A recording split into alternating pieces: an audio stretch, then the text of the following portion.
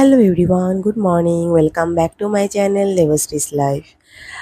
এটা কটন শাড়ি আমার দিদার।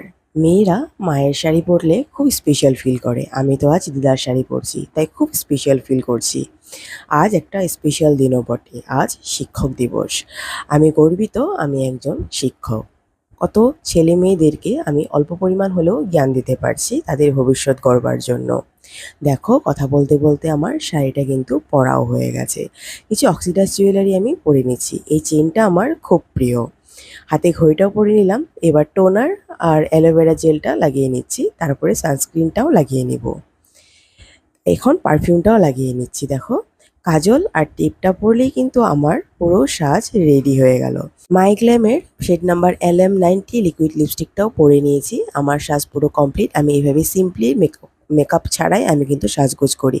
কেমন লাগছে জানাবে। টাটা।